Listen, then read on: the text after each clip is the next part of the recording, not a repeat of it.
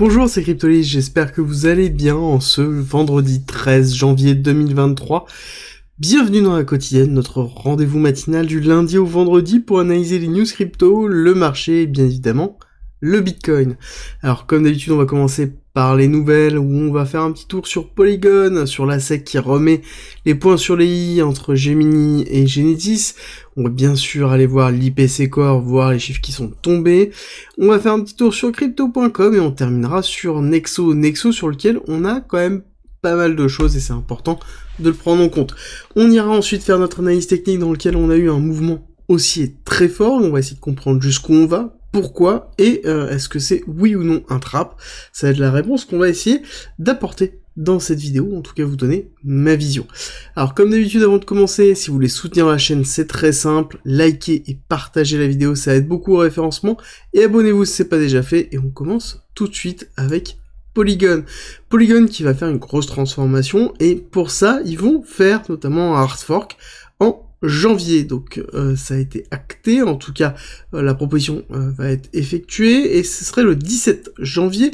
Alors la transformation aurait pour but de favoriser, en fait limiter l'augmentation drastique des fees comme on peut avoir lorsqu'on a une augmentation des transactions, du nombre de transactions, donc essayer de lisser ça, et en même temps ça va être une réorganisation.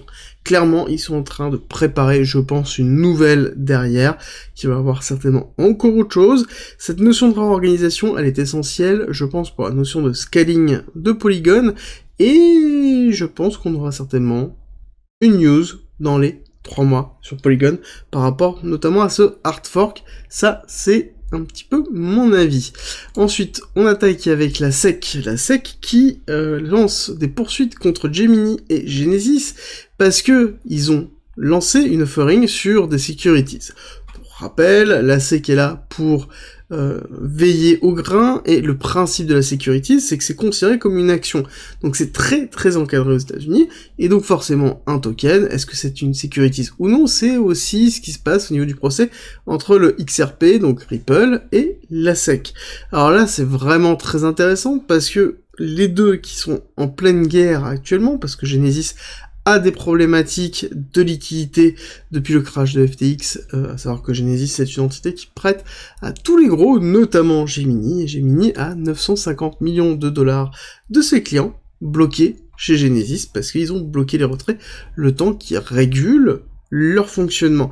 Et là, ça remet un petit peu d'aplomb, voilà. Tout le monde, ils ont peut-être un peu trop parlé, donc ça a attiré l'attention de la SEC, et on se retrouve avec une enquête qui est lancée, et voire même, je pense qu'il n'y aura pas qu'une enquête à suivre, je pense que ça va bouger pas mal. En parlant de bouger pas mal, c'est pas forcément ce qui s'est passé avec l'IPC Core.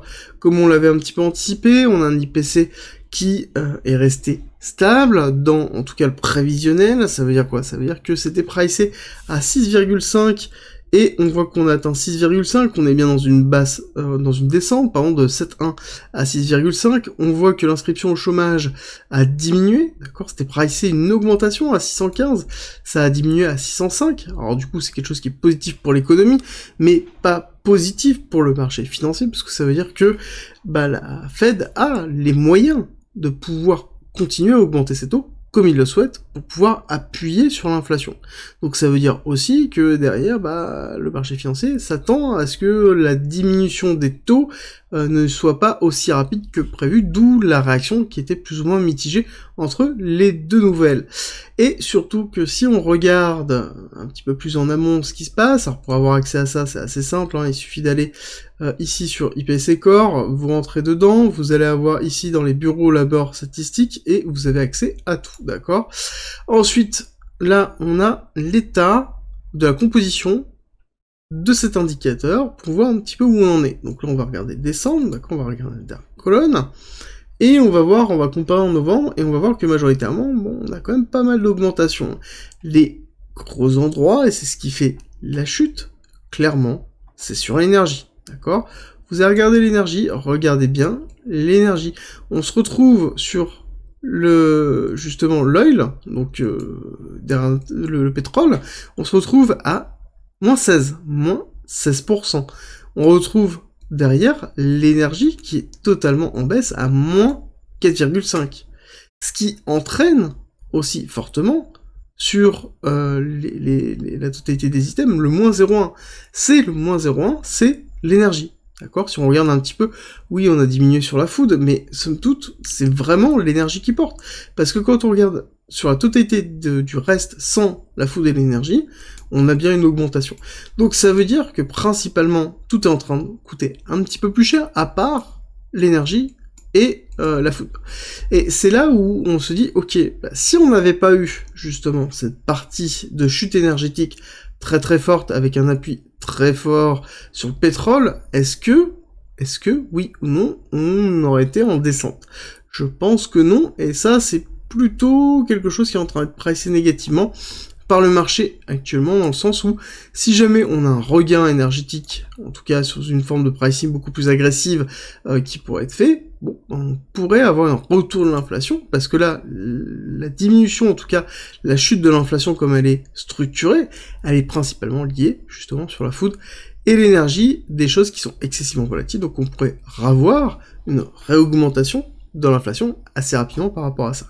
L'autre élément qui est à noter, c'est le shelter, d'accord? Shelter, donc qui est tout ce qui est lié principalement à l'habitation, donc c'est-à-dire la location, l'achat, la vente des biens immobiliers. On sait qu'on a une crise immobilière aux US, j'ai déjà fait des vidéos dessus.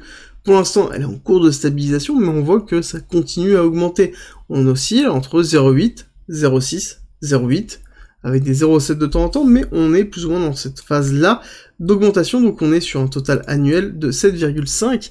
Il va falloir surveiller notamment les projets de construction neufs, parce que c'est là où on va voir vraiment le dynamisme américain. Si on a toujours cette chute drastique, très très forte, avec derrière une chute des prix, parce que justement on se retrouve avec beaucoup de biens qu'on n'arrive pas à vendre, là on risque d'avoir peut-être une problématique sur le shelter, en tout cas sur l'immobilier américain.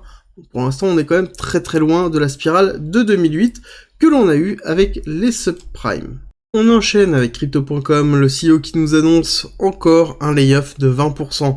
Alors après toutes les nouvelles que l'on a eues ces dernières semaines, alors pas sur Crypto.com, mais sur les différents exchanges ou les différentes entités qui ont fait que des layoffs sur des layoffs, donc deuxième, troisième coupe pour certains.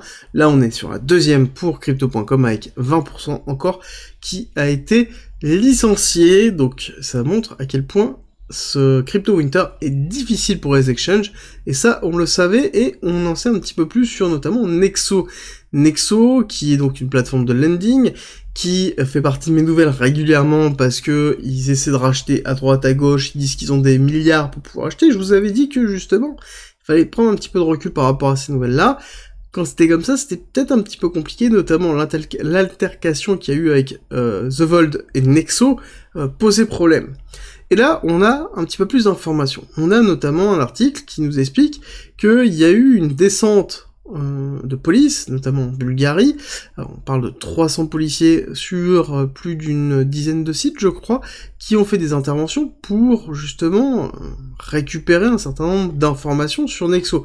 Parce qu'il y a une enquête, en tout cas, donc là, c'est des perquisitions dans les locaux de Nexo à Sofia, parce qu'il y a une enquête sur des soupçons de blanchiment d'argent et de délits fiscaux. Et, a priori, ça viserait les différents dirigeants de Nexo International.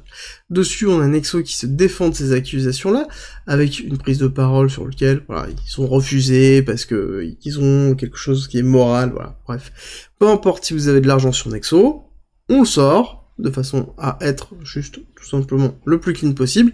On prend le moins de risques possible actuellement, donc sortez directement et on verra comment ça se déroule.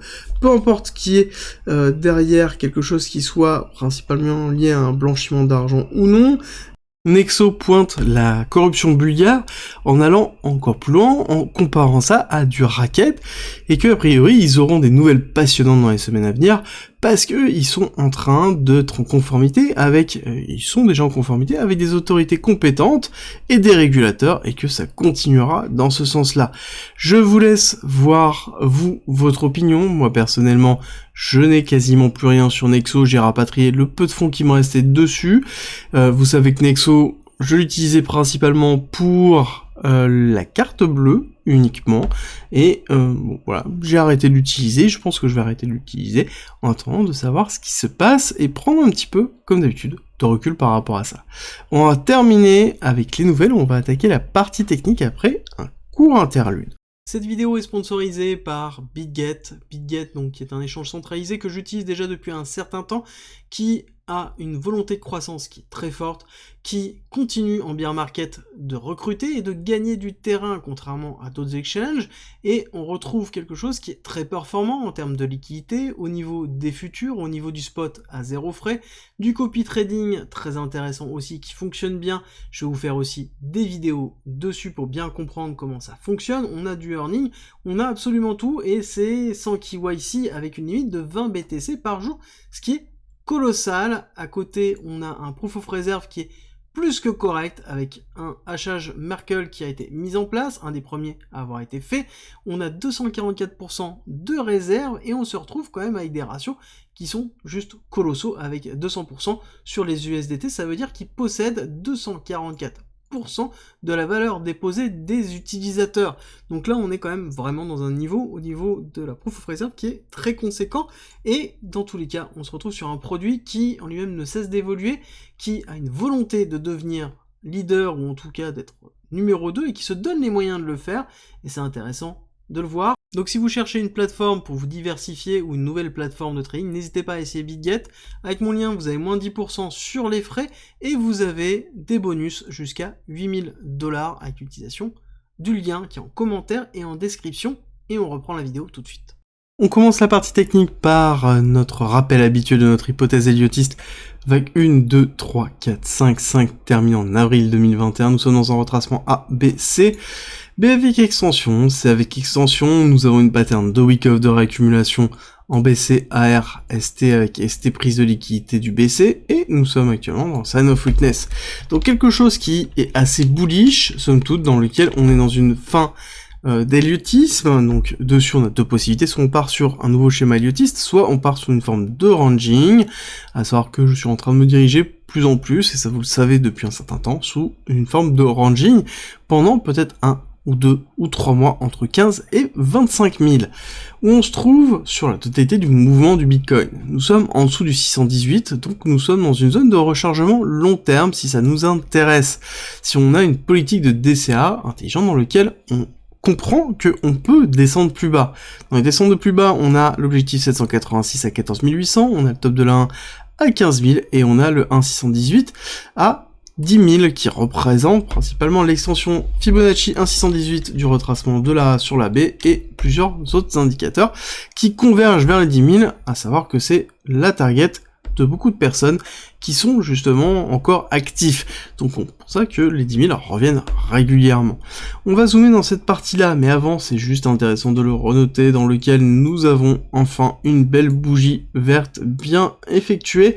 Je pense qu'on ira chercher la clôture weekly une fois que ce sera terminé, donc je vous ferai une vidéo dessus pour bien voir exactement où on en est, mais ça fait du bien de voir enfin une bougie bien verte de ce style-là, bien que nous soyons toujours en bear market et que ça ne change rien à la situation actuelle qui est toujours compliquée au niveau du BTC. Alors on zoome toujours sur cette partie baissière dans laquelle on a entamé cette accumulation qui date depuis un certain temps, depuis juin 2022, avec 3 ici et Celsius. Nous sommes dans une accumulation de week off en selling climax, donc arrêt de la tendance baissière. On retrace, on fait l'automatic rally, on va tester, on fait le secondary test. On refait un retest supérieur pour combler une partie d'imbalance. Et ensuite, on a une nouvelle très très forte, on a FTX, qui vient catalyser la chute, et dans lequel on fait une prise de liquidité du SC. Pour rappel, si on n'avait pas eu cette prise de liquidité, certainement ici, on aurait continué à pousser pour break le plus haut, parce que tout simplement, nous avions justement tout en main pour pouvoir le faire, avec les excellents chiffres de l'inflation qui étaient poussés, et dans lequel on avait le Nasdaq et le SP500 qui s'étaient libérés. C'était un petit peu ce que l'on attendait aussi, beaucoup de personnes, ici au niveau du BTC, et des différentes cryptos, c'était une envolée, parce qu'on savait qu'on allait avoir une amélioration au niveau de l'inflation, en tout cas on s'en doutait fortement, et là, ça a été cassé la veille, avec justement FTX qui nous a emmené dans un plus bas, donc un STB, une prise de liquidité, un secondary test de phase B, dans lequel nous sommes en train de travailler, et ce qui est intéressant de voir, c'est, on va pas zoomer tout de suite, mais de prendre un petit peu de recul par rapport à ça, et de voir que justement, on a ici une mise en place qui est intéressante, où on est allé break ici le principal sommet, et qu'on est en train de sortir de cette accumulation. Là actuellement, ça se voit bien quand on prend ce recul-là.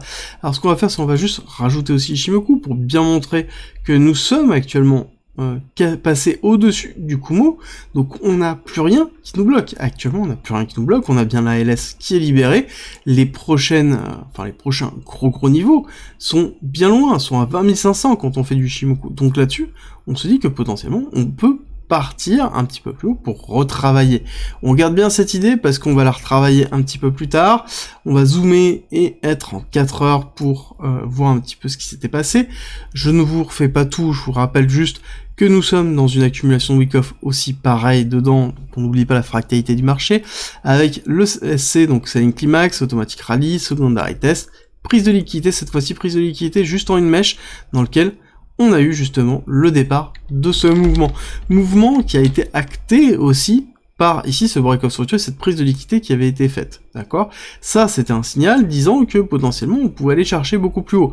Moi, la directive que j'avais depuis un certain temps, c'était que potentiellement on allait retravailler cet OB d'achat pour faire une accumulation, pour repartir à la hausse. C'est quelque chose que je vous ai présenté depuis, là, très longtemps, depuis quasiment mi-décembre.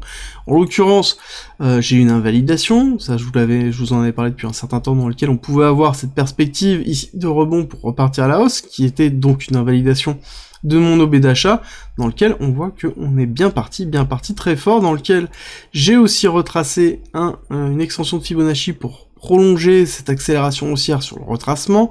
Ça nous mène sur une target de 1 à 19 178, on voit qu'on l'a quasiment atteinte. Donc là, le 1 pour 1, on n'est pas loin du tout.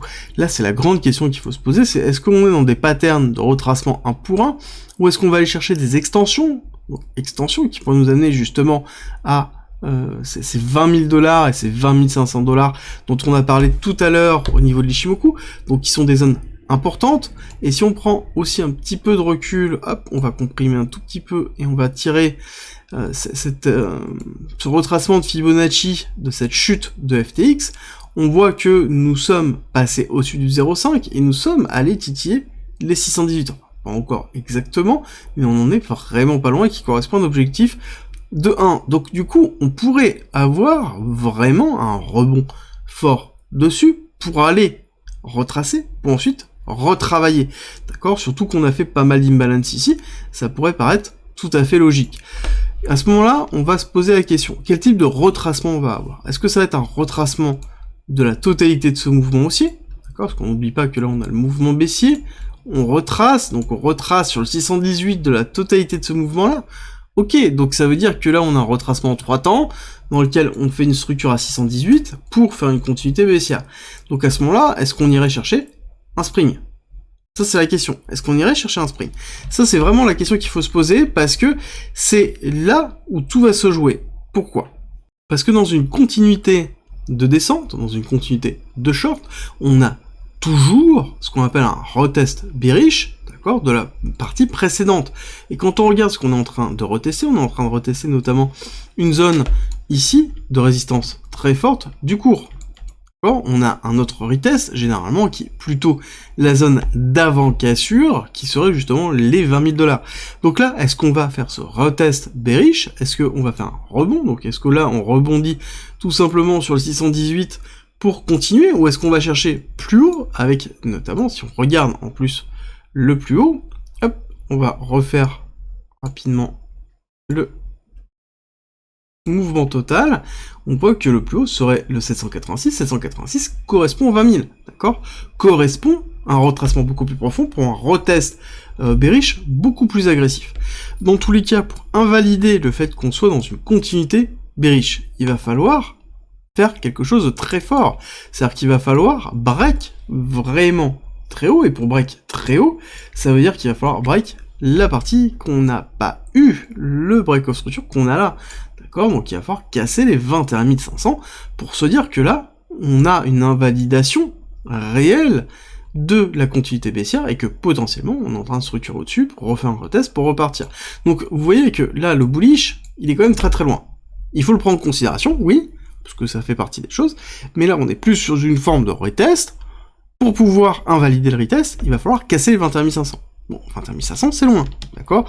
Après je suis d'accord avec vous, déjà le fait de break cette partie ici, break les 20 000, sera un signal très très fort. Il va falloir consolider au-dessus, mais à partir du moment où on consolide au-dessus des 20 000, ce sera très très bon signe. Pour moi, tant qu'on n'a pas structuré au-dessus des 20 000, bon, on est toujours dans une continuité baissière, on est toujours potentiellement dans un retest, ou dans une forme de ranging bas, 15 000, 20 000, avant de faire justement 15 000, 25 000, dans lequel on va osciller là, parce qu'on a besoin aussi de ce temps pour pouvoir se restructurer. On n'oublie pas qu'on a eu la cassure de FTX, qui est une cassure de confiance, et forcément, on va voir du temps. Voilà. On va aller voir pas mal de choses, on va aller voir, hop, ici, tout de suite, au niveau de l'order flow. L'order flow, on voit quoi?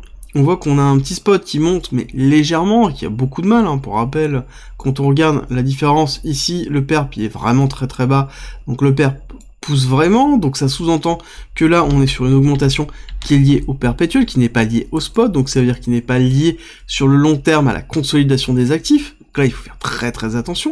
Généralement quand on a un écart entre le spot et le perpétuel, et que le perpétuel est beaucoup plus haut que le spot, ça peut être un maintien via le spot, donc maintien de position d'un prix élevé pour faire diminuer le spot, donc ça veut dire pour faire une distribution, donc pour une continuité baissière. Donc là-dessus il faut faire très attention, parce qu'on pourrait avoir ça, et ça pourrait ressembler à ça. Et c'est pas parce qu'on va aller retester les 20 000, que justement on ne peut pas avoir une distribution mise en place, et structurée déjà depuis un certain temps, dans lequel on peut avoir une continuité baissière. Donc il faut vraiment prendre en considération ça, parce que là, on a eu quelque chose qui est bullish, on va retourner tout de suite, c'est-à-dire que, comme je vous l'ai dit, si on casse ce niveau-là, si on casse justement les petits tirets orange que j'avais placés, je vous ai dit qu'on allait avoir un pump monumental dans lequel on allait avoir une grosse accélération. Là, qu'est-ce qui s'est passé? Les gens ont joué le breakout a donné justement cette mèche-là. D'accord? Il y a très peu de personnes qui ont shorté cette zone-là. Les personnes ont shorté ici. D'accord? L'accélération haussière, elle n'a pas été shortée, elle a été longue, majoritairement. Et c'est quelque chose que l'on voit aussi au niveau de l'open interest. Si on regarde au niveau de l'open interest, on voit bien que au niveau du breakout qui a eu lieu, donc c'est cette zone-là, on voit bien qu'on a une construction de longue qui s'est effectuée, avec première accélération de l'open interest, prise de profit, deuxième accélération de l'open interest, qui est d'ailleurs, somme toute, en train de perdre du momentum. Donc là, on pourrait très bien avoir une continuité, en tout cas un retravail baissier, avec une temporisation qui pourrait avoir lieu. Si on regarde un petit peu plus ça voudrait dire quoi? Ça voudrait dire qu'on est sur du 1 pour 1. Donc on retravaille 1 pour 1, potentiellement pour avoir encore une dernière accélération en 1 pour 1, chose qui arrive, et qui nous entraînerait du coup dans un retracement.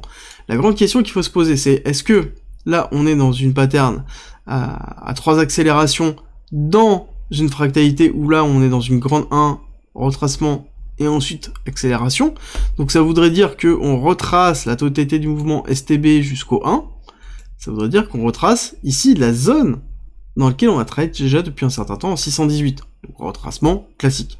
D'accord, on a le 786 qui est la zone d'inducement dans laquelle on pourrait avoir pourquoi pas une mèche pour aller chercher la liquidité, pour ensuite aller chercher beaucoup plus haut, aller chercher une target à 20 000.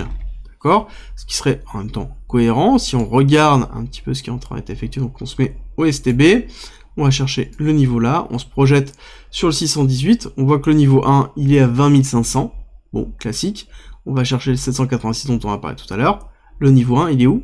Bah il est pile poil au retest bearish, d'accord?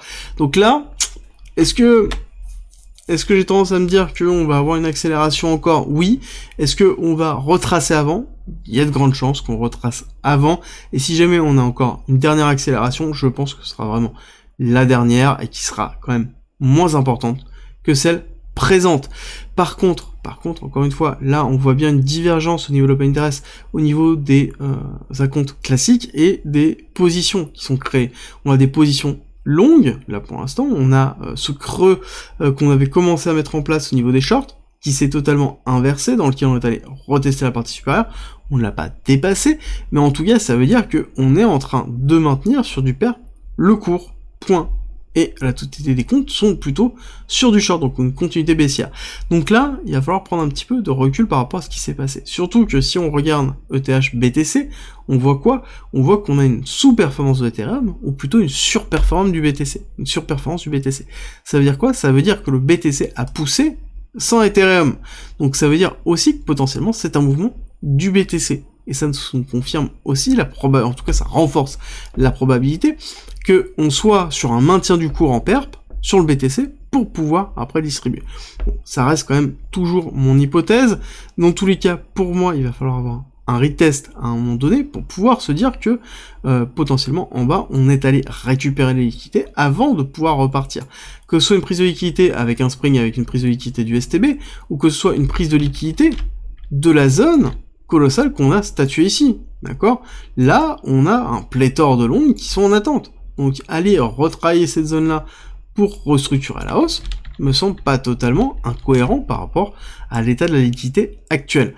Alors, on va avancer, on va aller faire un tour sur le DXY qui nous a fait une grosse bougie hier, qui nous emmène bien bas et qui justement pousse aussi, enfin en tout cas favorise, justifie ce mouvement haussier que l'on a au niveau du BTC.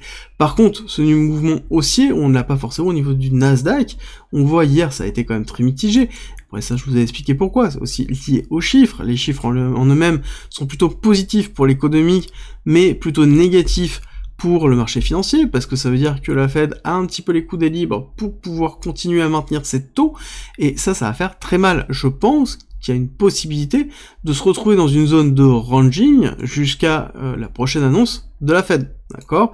Que ce soit sur le Nasdaq, que ce soit sur l'SP500, ou que ce soit même sur le BTC. Ici, pourquoi pas se retrouver dans une zone de ranging, qui va se faire un truc comme ça, dans lequel on va descendre tout doucement, pour potentiellement aller retester cette zone ici, donc là-dessus on pourrait avoir breakout, pullback, donc pour ceux qui font du chartisme classique. Là-dessus, soit on fait une réincorporation, et donc on fait très mal, soit on fait une nouvelle accélération. Ok, avec ici un mouvement Fed très fort. Pourquoi pas? Pourquoi pas avoir cette pattern-là aussi? Il va falloir vérifier ce qui va se passer. Est-ce que le marché va attendre? Ça fait quand même 3 semaines d'attente. Ça fait quand même long. Surtout quand on regarde un petit peu ce qui est en train de se passer au niveau du Nasdaq, on est quand même, certes, dans une zone de consolidation pour une continuité baissière, ou en tout cas aller retester la partie basse. Ce qui sera intéressant de voir, c'est est-ce que le Nasdaq va partir sur quelque chose qui va être donc toujours cette droite, c'est plus du chartisme, mais moi j'ai tendance à considérer que c'est une zone de résistance qui appuie sur une forme vraiment de compression de liquidité, dans lequel on a vraiment la compression qui s'effectue là, dans lequel on pourra avoir justement le Nasdaq qui oscille dedans avant d'avoir une résolution qui pourra arriver justement en février avec soit un breakout haussier, soit un breakout baissier avec l'annonce de la Fed. Voilà un petit peu l'idée que j'ai en tête. Sur le SP500, bon bah là on est sur une forme de rejet. Est-ce qu'on va aller vraiment break fortement? On a la zone des 4000 qui nous rejette, hein. Forcément c'est logique. 4000 c'est une zone qui est très importante, et je pense que si on arrive à consolider dessus en une journée, d'accord, ne serait-ce qu'une journée à passer au-dessus serait excessivement positif pour aller retravailler le top qui avait été effectué ici à 4150, dans lequel on pourrait justement marquer la reprise du SP500, et donc plutôt une partie économique très positive au niveau des US, et derrière, ce qui donnerait une stabilité, peut-être au niveau du BTC, on n'oublie pas qu'on a quand même une décorrélation entre les deux, mais qui donnerait un support suffisamment stable pour que le BTC puisse régler ses problématiques internes avant d'attaquer la suite et de préparer le prochain bull run.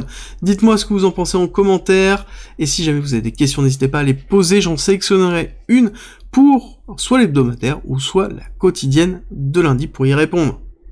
Avant de se quitter, je vous rappelle que le Discord est en commentaire, c'est gratuit, et c'est un lieu de partage et d'échange autour de la crypto-monnaie, de la blockchain, du trading et de l'investissement. N'hésitez pas à rejoindre justement notre communauté de passionnés, et pour tous ceux qui veulent soutenir la chaîne et le Discord, on a mis en place un premium avec plus de contenu, avec plein de choses, comme par exemple 100 vidéos, 300 pages de formation et de guides structurés autour d'un parcours pédagogique. On y en rajoute toutes les semaines, donc ça grossit toutes les semaines. Vous y retrouverez aussi des stratégies de trading, des stratégies d'investissement, des analyses, des lives hebdomadaires, des briefs quotidiens que j'effectue sur le marché, plein de choses, plein de contenus. N'hésitez pas à nous rejoindre, et je vous mets une petite vidéo en haut à droite pour les curieux. Je vous dis à tout de suite.